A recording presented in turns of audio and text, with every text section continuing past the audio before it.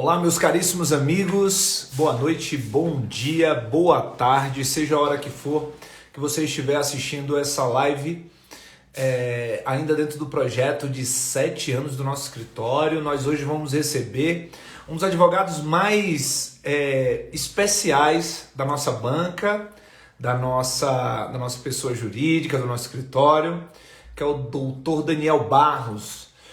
O tema da nossa live de hoje é do PAD Astrologia. Eu não sei se vocês sabem, mas talvez você não tenha conhecimento do único escritório em Brasília que tem de fato um bruxo profissional. É isso. É isso. Nós temos um bruxo profissional, um bruxo profissional que trabalha com a gente e vocês vão conhecer. Grande Marcelo, grande doutora Ana Dantas, Stephanie, Gabriel, vocês que estão aqui com a gente, vocês vão conhecer agora o nosso advogado e assessor para assuntos da espiritualidade como um todo, doutor Daniel Barros. Seja muito bem-vindo, meu amigo. Tudo bem com você? Tudo bom, Rodrigo? Muito obrigado aqui pela oportunidade de estar aqui com você hoje, nesse feriadão, segunda-feira, aqui em Brasília, né? Feriado pra gente. Embora eu tenha feito 2 audiências hoje, né? O tempo não para. Mas ainda assim, estamos Exatamente. naquela energia positiva aí. E aí, Dan, como é que estão as coisas por aí? Tá tudo bem na sua casa? Tá bem de saúde? Tá tudo tranquilo, estou aí lutando, batalhando, cuidando da minha saúde, extremamente importante, né? Não adianta só a gente buscar a espiritualidade, como você falou, não adianta você buscar ser um bruxo, ser uma pessoa espiritualizada de alguma forma. É necessário cuidar do físico também. E, sinceramente, eu demorei muito para poder colocar isso na minha cabeça. Foi uma situação que eu te agradeço muito, inclusive, porque na correria do dia a dia, nesse contato com esse meu lado, que é muito forte, né, que busca a espiritualidade, o metafísico, essa outra dimensão humana, muitas vezes eu negligenciei bastante, confesso esse lado, e eu digo assim, o corpo é exatamente aquilo que nos possibilita estar aqui, nos possibilita aí cumprir a nossa missão, seja ela qual for, né? Independente daquilo que você acredite, pelo que lute, se o seu corpo não estiver em condições. Então, hoje, graças a você principalmente, isso eu tenho que dizer, eu já me preocupo bem mais com a minha saúde, fui fazer meus exames, estou começando a fazer exercícios, buscando mudar esse quadro, sobretudo em período de pandemia, né? Que a gente fica em casa, enfim, acaba que anda menos para os lugares, né? São menos exercícios, então, assim, é muito importante levar esse lado, né? Ter esse, esse equilíbrio, entendeu? Entre o seu lado espiritual, para aquele que acredita, para aquele que busca naturalmente, né? E a sua saúde física também, os dois andando em conjunto. Eu acho que esse equilíbrio, como dizia Buda, né? É sempre a busca pelo equilíbrio, o caminho do meio. Na Eu acho que é bem teoria, por aí. digamos assim, parece até fácil, né? Só que é muito difícil no dia a dia da advocacia a gente conseguir conciliar o cuidado com a gente, o cuidado com o nosso corpo, com a nossa alimentação, com a nossa saúde, com as tarefas tão difíceis que nós temos no dia a dia. Então, eu diria que essa é uma das maiores provas, digamos assim, que o advogado precisa ter para alcançar esse equilíbrio. É conseguir se cuidar, tomar conta da sua vida, tomar conta do seu corpo, saber das suas limitações e, ao mesmo tempo, prestar um bom trabalho. Porque a vida do advogado, ela é um pouco sacrificante quando você muitas vezes precisa doar mais do que o tempo necessário, digamos assim, que você gostaria de doar no dia a dia para a resolução do problema dos outros, né? Eu diria que uma das marcas mais interessantes da maturidade está em saber fazer a dosagem daquilo que você vai fazer com o seu corpo para o exercício funcional e aquilo que você vai conseguir alcançar em termos de felicidade pessoal. Esse equilíbrio, na teoria, pode até ser fácil, na prática não é. E você fala isso, esse seu agradecimento, eu digo que é uma bondade de sua parte. O que, na verdade, eu faço em relação a você especificamente, é me preocupar com um dos melhores advogados que eu tenho. Então, um dos melhores advogados que eu tenho não tem o direito de ficar doente, não tem o direito de morrer, não tem o direito nem de pegar Covid. Então, assim, na condição de um dos advogados mais competentes, mais eficientes, eu preciso cuidar de Anotado, você chefe. mesmo, né? Como é? Exatamente. Anotado.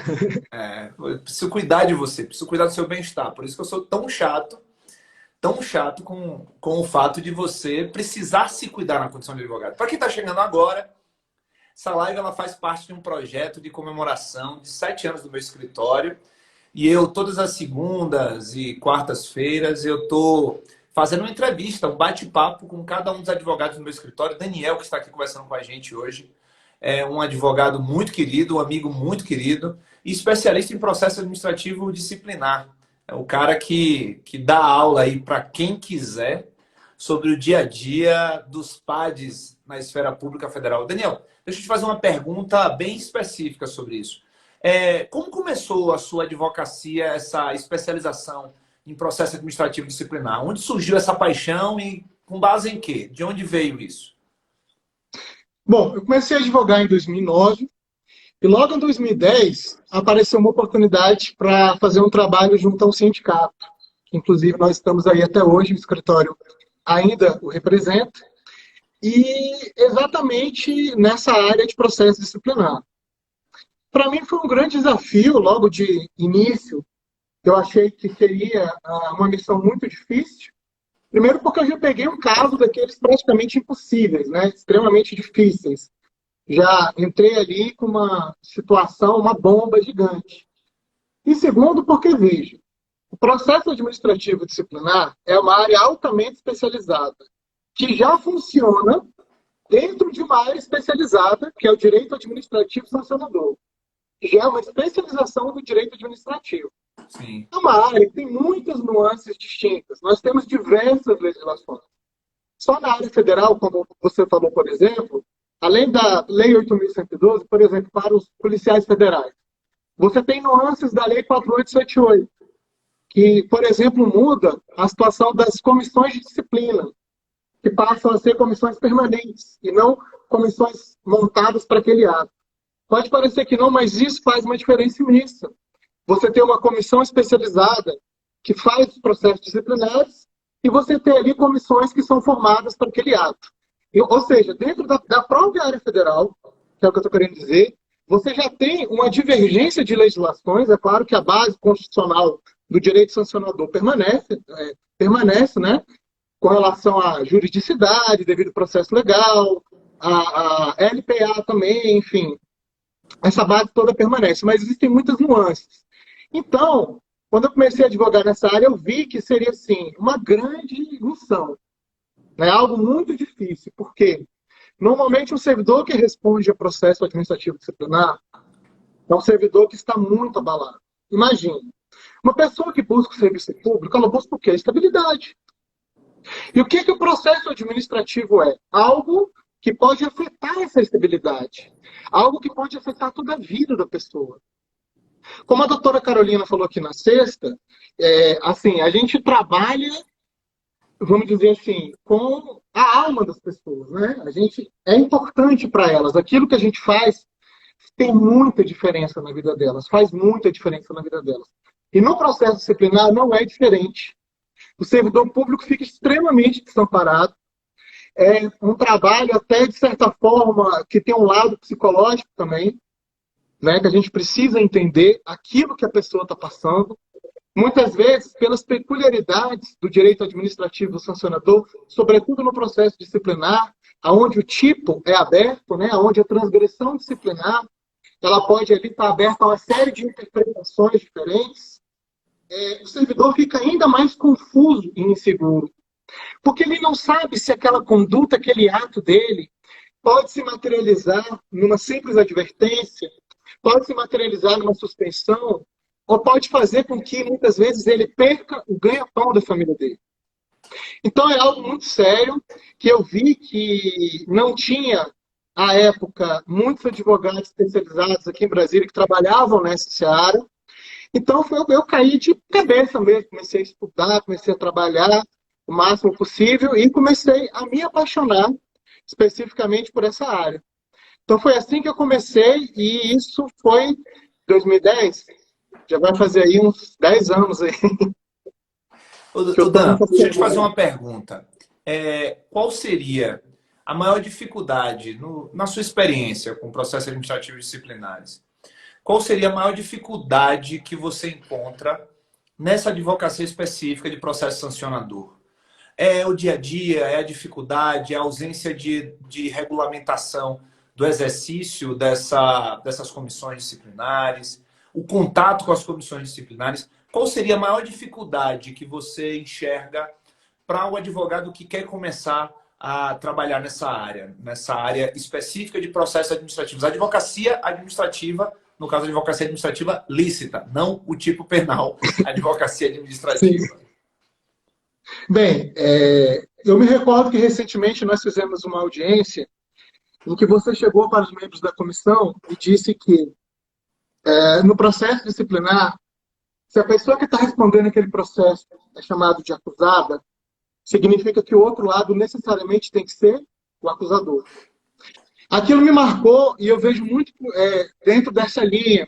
Há uma dificuldade muito grande, muitas vezes, de se entender que a comissão está ali, muitas vezes por conta de uma portaria, muitas vezes ela não tem uma especialidade com aquele trabalho que está sendo feito, e muitas vezes há sim uma grande influência da administração em que haja um resultado dentro daquele processo. Como nós estamos falando aqui, como eu disse há pouco, de um tipo aberto, ou seja, né, o que pode caracterizar aquela transgressão é algo que não está ali efetivamente muito bem definido.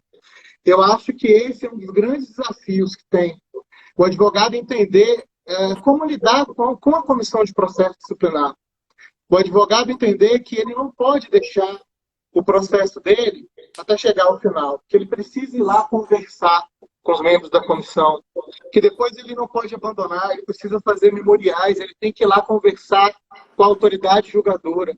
Ele precisa tirar aquela pessoa do papel e dar para ela vida, cor, mostrar quem ela é, mostrar que existe um outro lado, mostrar que não é só um controle excessivo, não é só olhar pelo lado da especial sujeição que o servidor tem quando ele entra, quando ele faz o concurso público, mas sim olhar o lado também da ampla defesa, o lado pessoal, tudo aquilo que envolve aquela conduta, para se buscar uma solução que seja proporcional, que seja adequada.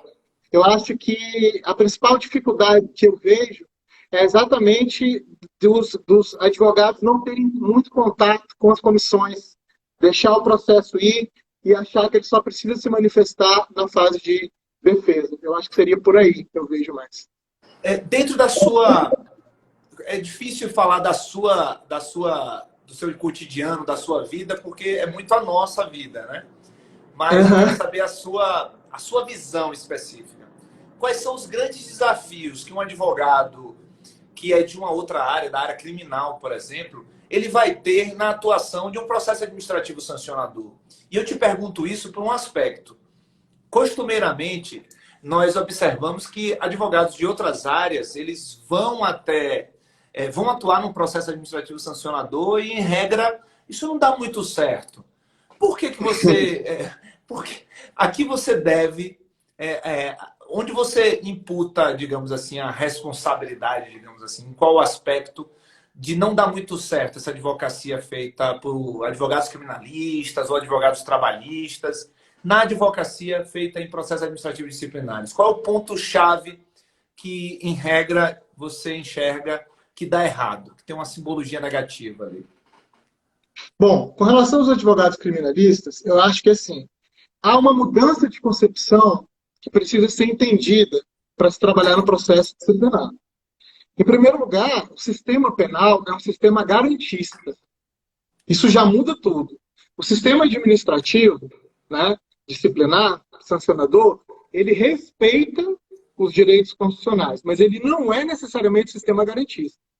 Ele vai sempre colocar essa questão da especial sujeição ao cargo, essa questão da administração de todos os ditames éticos. Eu acho que ele entendendo essa principal diferença, eu acho que já fica um pouco mais fácil trabalhar. E eu vejo muito isso na prática. Quando o advogado criminalista ele vai atuar no processo disciplinar, ele sempre tenta atuar de um modo garantista. E muitas vezes não, ele precisa entender que aquilo ali é um procedimento cível, é um procedimento administrativo. Ele precisa se preocupar também com formalidades, não só o sistema garantista. Então, há uma mudança de concepção bastante grande que eu acho que faz uma diferença imensa. E muitas vezes, por conta disso, perde-se grandes oportunidades de defesa por tentar entender que a base principiológica é a mesma, e não é.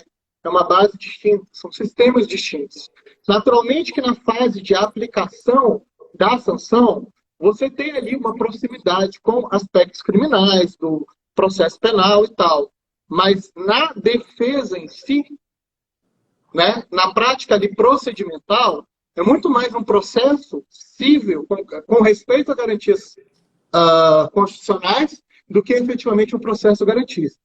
Já o advogado trabalhista também funciona dentro de outros princípios, dentro de uma outra lógica, e quando ele vai atuar dentro de um processo disciplinar, que pode muito bem ser até um processo de um funcionário, né? Pode ser um processo de um empregado público, de uma empresa pública, ele tenta colocar ali toda a principiologia, né, do processo do trabalho, que muitas vezes protege o funcionário, e não é bem assim que funciona. Existem também aspectos formais que precisam ser observados. O direito administrativo sancionador é uma área altamente especializada. Então, assim, ele tem um modus operandi muito distinto. E quando o profissional entende esse modus operandi, ele consegue trabalhar com muito mais facilidade. Quando ele é ambientado em outra área, muitas vezes ele tem uma dificuldade muito grande, né? Principalmente de como ele vai ser interpretado pela própria administração. Então, eu acho que é mais ou menos essa a dificuldade que eu vejo em relação a essas duas áreas. Eu acho que tem vários aspectos aí que você falou que são bastante interessantes. Eu diria que, por mais que a gente na advocacia, e ou até mesmo teoricamente, eu tente sempre aproximar o chamado direito dos acusados em geral, né, na esfera judicial, na esfera da esfera administrativa, trazer algumas garantias do processo penal para o processo administrativo disciplinar, tem dois aspectos que eu considero super interessantes para essa reflexão. O primeiro deles é o fato do acusado estar numa relação de especial sujeição o coloca numa situação mais difícil mesmo para realizar a defesa. Ele precisa, em determinados momentos, ele precisa buscar uma produção de prova que possa contrapor, muitas vezes, o posicionamento inicialmente já afirmado pela comissão. A comissão, aliás, a administração pública, a mesma pessoa jurídica, o mesmo ente, o mesmo órgão público, instaura, instrui, analisa, produz, acusa e vai julgar. Então, Faz tudo. são diversas funções dentro do mesmo órgão público. E isso já dificulta porque você não tem uma figura imparcial. A ausência dessa figura imparcial, eu diria que é uma das maiores dificuldades que nós temos de atuação no processo administrativo sancionador. Um outro ponto muito interessante, aí entra numa questão que é mais sensível, digamos assim, é que o pré-julgamento no processo administrativo disciplinar, ele é mais presente. Porque quando nós estamos falando ali de pessoas que convivem com o acusado, os servidores eles vêm do mesmo órgão, estão no mesmo lugar, no mesmo ambiente, seja para o mal, seja para o bem, muitas comissões disciplinares elas já chegam com um posicionamento firmado, né? Com uma tese pronta, seja para absolvição, seja para condenação. Então, o trabalho dentro de uma comissão disciplinar é um trabalho muito árduo. E aí, para quem não sabe, né, é importante deixar registrado, a comissão disciplinar ela não define a aplicação da sanção, ela não define a condenação, mas ela dita o caminho que vai ser trilhado pela autoridade sancionadora, né? Tanto é que nós temos jurisprudência que vai garantir esse dever de coerência entre aquilo que foi produzido na instrução, entre aquilo que está no relatório final da comissão disciplinar e aquilo que vai ser decidido. Mas, Dan, você falou uma coisa muito interessante que eu que eu comungo também do seu posicionamento, dessa obrigação que o advogado tem de tirar o acusado de uma mera numeração processual para dar identificação, para dar visibilidade a ele. Nós temos estilos muito diferentes de advocacia, né? Sim. Eu costumo brincar, dizer que Daniel é aquela figura que às 7 horas da madrugada a gente se encontrava para ir fazer uma audiência, por exemplo, no Ministério da Justiça, e Daniel, ele estava dando bom dia, mundo, bom dia, pessoas, querendo abraçar as pessoas, e eu olhava assim e dizia assim, Daniel, 7 horas da madrugada, bicho, calma. Então, Daniel é essa figura de bom humor o tempo todo, essa pessoa calma, tranquila, e você tem uma capacidade enorme de conquistar a confiança das pessoas. Eu diria que esse é um dos seus maiores instrumentos. Mas você também é um cara muito acolhedor, muito paciente para ouvir as pessoas, a dor das pessoas. Essa é uma outra característica sua. Dan, essa coisa do acolhimento, essa coisa do ouvir, do ter paciência para sentir, para conversar com o outro. Você diria que isso é algo da sua personalidade ou você foi construindo isso ao longo da sua carreira como advogado? Me conte um pouco sobre os seus segredos. Vamos lá. Eu acho que isso tem um pouco da minha personalidade, mas eu fui construindo isso também. Como eu disse, quando você advoga nessa área, você está mexendo com algo extremamente sensível, né, da vida da pessoa. Então, assim, ter uma proximidade, ter uma identificação, chegar para o cliente e dizer, olha, você não está sozinho, eu estou aqui, eu estou com você, a gente vai até o fim, eu não posso dizer qual será o fim, mas eu estarei lá, poder ouvir, poder conversar. Eu acho que isso, eu acho não, eu tenho certeza, que isso faz uma diferença muito grande. E desde o princípio, eu comecei a perceber isso. Veja, às vezes uma pessoa responde por um fato muito pequeno. Se ela for punida, ela vai tomar uma advertência. Mas aquilo tem um efeito para a vida dela tão bombástico, tão absurdo, sabe? A pessoa é tão afetada por aquilo. Então, esse trabalho acolhedor, esse trabalho de ouvir, esse trabalho de buscar trazer uma segurança, buscar uma cumplicidade, né? Claro que respeitando os ditames éticos e esperados, né, do nosso trabalho. É claro que a gente tem uma cumplicidade com a dor do nosso cliente, mas a gente evita se envolver, até porque a gente vai trabalhar com muitos clientes. Mas a gente tem que estar ali junto, no que ele está sofrendo, no que ele está vivendo. Eu acho que isso é algo fundamental. Nessa advocacia, fazer um trabalho mais distante, mais indireto, é algo que tende a prejudicar muito, porque o cliente tende a ficar muito mais inseguro. Então, eu já tinha um pouco disso na minha personalidade, mas eu entendi que isso era algo extremamente importante para fazer com que o cliente, de fato, se sinta seguro ao seu lado, né? Então, acho que foi uma junção dos dois, assim, poderia dizer. Sim. Agora, me diga uma coisa, Dan.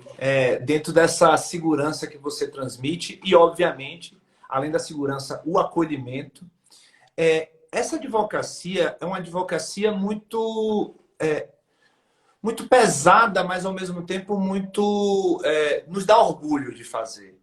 Porque nós encontramos no dia a dia da administração pública diversos servidores que são acusados de situações que são meras, que não se tratam de nada além de irregularidade.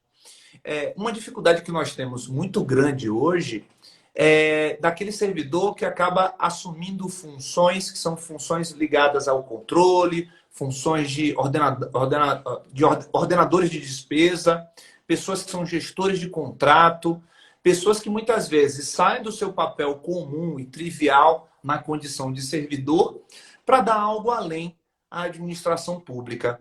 Você, no dia a dia do nosso escritório, do nosso trabalho, você acaba verificando muito isso, as dificuldades que os servidores têm de lidar com funções extraordinárias e, muitas vezes, o desestímulo que o excesso de controle causa na vida dessas pessoas, fazendo com que elas, muitas vezes, sejam acusadas de ilícitos administrativos que, na verdade, não são transgressões disciplinares, mas sim irregularidades ou falta de atenção, ou muitas vezes falta de formação. Você vê esses problemas, você consegue enxergar esses problemas no dia a dia da administração pública, que acabam resultando na instauração de processo administrativo disciplinar, Daniel? Vejo todo dia. Eu acho que isso é uma coisa muito usual. O servidor público hoje, de fato, ele tem muito medo de assumir uma função dessa, porque uma função de gestão hoje pode, daqui a algum tempo, daqui a alguns anos, resultar exatamente em um processo administrativo disciplinar. A gente vê servidores que deram seu sangue, que trabalharam, que muitas vezes nem tiveram uma preparação adequada, que fizeram o melhor possível no desempenho das suas funções, responderem, inclusive, por improbidade administrativa, responderem o processo de modo extremamente gravoso, ou seja, um servidor que já começa a responder o processo, por exemplo, sabendo que há uma acusação de improbidade administrativa, o servidor fica muito abalado. É um servidor que não dorme. Aquilo afeta completamente a vida dele. Sobretudo quando ele sabe que ele fez o melhor. Sobretudo quando ele sabe que ele estava ali exatamente tentando fazer o que era certo. E ainda assim a administração, com esse controle excessivo, né, vai abrindo processos disciplinares de forma desarrazoada. E nessa época agora de pandemia, então, a gente tem visto isso bastante. Já está começando a aparecer responsabilização, né? Que é um momento muito específico, momento que nunca ocorreu. Então, o gestor tem uma dificuldade muito grande de lidar com isso. Então, no dia a dia, respondendo a sua pergunta, isso é extremamente usual. E assim, o servidor fica muito afetado com isso, porque, como você disse, ele estava ali trabalhando, fazendo melhor, buscando até se especializar. Mas muitas vezes o controle vê aquela situação de um modo diverso, né? Porque existem ângulos, formas de ver uma situação e formas de tentar atribuir culpa também, né? Então eles tentam distribuir muitas vezes a culpa ou, por outro lado, que a gente vê muito, concentrar essa culpa em um servidor que estava ali fazendo o seu trabalho, que não tem culpa do que aconteceu, que estava fazendo o que era melhor. Muitas vezes pode ter sim se equivocado, muitas vezes pode ter sim, pode ser existir assim uma outra alternativa que poderia ser melhor, muitas vezes não tão evidente, mas que ele precisa, dentro da sua função, praticar os atos. A administração não pode parar, o servidor não pode deixar de fazer. Então é muito difícil, se ele deixar de fazer, ele responde. Se ele fizer, amanhã aquilo pode ser encarado como algo extremamente grave. Então, eu acho que isso é uma coisa extremamente usual, a gente vê muito acontecer e afeta bastante o servidor, porque nesse caso a gente vê que é uma transgressão completamente divorciada, muitas vezes, realmente, de algum tipo de ilícito, né? É mais um controle excessivo, tentando padronizar o impadronizável, digamos assim, dadas as opções do próprio gestor.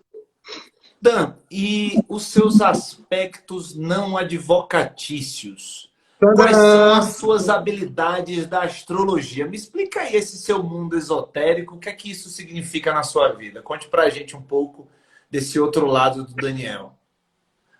Vamos lá. É como eu te falei, né? Eu sempre tive assim, um gosto muito grande pelo esoterismo, pela, né, parte metafísica, dimensão espiritual do ser. E dentro disso, eu sempre gostei de astrologia. E tem aquela coisa que a gente chama de astrologia de bar, né? Todo mundo comenta, ou então fala sobre leituras de jornais, zodíaco e tal. E eu sempre achei aquilo fascinante e sempre achei que deveria ter algo além daquilo. Então, inicialmente, eu fui atrás de livros, achei os livros um pouco difíceis de se entender, né? É um sistema que, quando você busca se aprofundar, você vê que ele é um sistema, de certa forma, complexo. Eu acho que a astrologia é algo que, se você estudar a vida inteira, você ainda vai ter muito que aprender, vai ter muita coisa que você precisa, enfim, você pode vir a descobrir. Então, eu pensei, bom, acho que eu vou buscar algo a mais do que isso. E eu tinha um colega que era astrólogo, e ele se encontrava com um grupo de astrólogos para poder discutir astrologia lá na Asa Norte. E eu comecei a ir em alguns desses encontros e comecei a entender que eu não estava, em verdade, compreendendo nada. Eles estavam falando ali numa profundidade que, assim, que eu achei que eu nunca iria alcançar na minha vida. Aí eu busquei um curso completo de astrologia, fui, me especializei. Aí eu pude entender que a astrologia ela tem um aspecto, digamos assim, sério, digamos assim, que busca uma padronização, não posso dizer científica, mas uma coisa mais específica, que difere um pouco das visões mais metafísicas, digamos assim, né? Existem vários aspectos, várias formas de se enxergar, incluindo as formas também metafísicas, espirituais. Mas a astrologia existe, né? Especialmente a astrologia ocidental, existe uma pegada dela que é muito séria, que tem muitos estudos, que assim, que traz um resultado bastante satisfatório e que é completamente distinta do que a gente chama de astrologia de bar. Ah, não, você é ariano, tu é estourado. Você é geminiano, você é vira-casaca, né? Você não sabe o que você quer, tem certeza uma hora ali, outra hora outra coisa, né? O sujeito é de câncer, poxa, ele é muito emotivo, ele vai dar piti de vez em quando. Não, não é assim. É claro que os signos, eles têm influências. Eles dão influências para a nossa personalidade. Mas hoje em dia, existe um movimento chamado astrologia psicológica, que liga a astrologia a aspectos psicológicos do comportamento. Então, tenta traduzir ali, trazer, digamos assim, um equilíbrio entre a psicologia e a astrologia. E eu fiquei fascinado por isso. E eu comecei a me aprofundar e a ver que, de fato, essas interpretações dos mapas astrais, essas interpretações, elas davam um resultado concreto. São difíceis, demandam muito trabalho, como eu falei, muito estudo. Esse ano, infelizmente, por conta de trabalho e outras questões, eu fiquei um pouco mais afastado, mas pretendo o ano que vem voltar a estudar, enfim, a ter um contato mais direto. Mas eu acho assim que quando eu comecei a ir mais a fundo, eu vi que ali tem um universo extremamente grande, imenso e algo muito preciso, muito diferente do que a gente vê nos bares aí, do pessoal conversando ali sobre astrologia, né? Não que eu esteja desmerecendo a astrologia de bar, eu acho fascinante fazer piadinhas com relação a isso. Mas a astrologia em si é algo muito sério. Os profissionais em astrologia, eu conheço vários, são pessoas extremamente sérias, fazem trabalhos maravilhosos, e foi assim que eu fui indo embora, né? E aí eu pensava em ter alguma coisa que pudesse complementar o meu trabalho, né? Algo que pudesse ali caminhar junto com a advocacia também, que fosse bastante diferente de alguma forma, mas que também fosse uma paixão, porque eu tenho paixão pelo que eu faço, tanto enquanto advogado, tanto enquanto astrólogo, né? Então foi mais ou menos por aí que nasceu essa paixão, E que segue até hoje. dá para usar a astrologia na advocacia? Como? Dá sim. A astrologia, hoje em dia, ela se aplica a diversas áreas. Por exemplo, em recursos humanos, uma coisa bastante interessante. Você pode, por exemplo, analisar um mapa astral e ver se uma pessoa tem perfil para trabalhar no escritório, se ela vai dar certo. Gente, eu não estou aqui generalizando, tá? Ah, você é de escorpião, não serve porque vai ser vingativo, vai ter intriga. Muito pelo contrário. Tem escorpianos aí que eu tenho certeza, e eles sabem que não é por aí. Né? Não é assim, ah, não, é de escorpião, então não presta. Ariano, de jeito nenhum, o cara vai brigar com todo mundo. Não, eu estou dizendo que é um estudo mesmo do mapa astral e o estudo do mapa do próprio escritório para fazer ali uma conjunção, ver se o comportamento, a tendência de comportamento daquela pessoa tem a ver com o que o escritório busca e principalmente com o que o escritório tem a oferecer a ela, né? O nosso escritório, por exemplo, eu acho que há essa grande troca. O escritório oferece muito em troca também. A gente precisa trabalhar, o trabalho é intenso, ele é apaixonado, mas o escritório está sempre devolvendo. É como você falou, você está sempre cuidando da gente, o escritório está sempre se preocupando, devolvendo. Então, acho que assim, essa é uma aplicação que não é tão conhecida e até muitas vezes procurada por grandes empresas para ver se aquela pessoa ali tem perfil de assumir um cargo alto, se ela vai dar certo, tentando evitar, muitas vezes, contratar ali alguém que daqui a algum tempo não vai dar certo e pode trazer um prejuízo grande. Então, eu acho que essa é uma aplicação. No direito, a gente teve um estudo do professor Ricardo Seabra, que deu um curso no CEUB de astrologia até um tempo atrás. Eu acredito que o CEUB teve um curso de astrologia.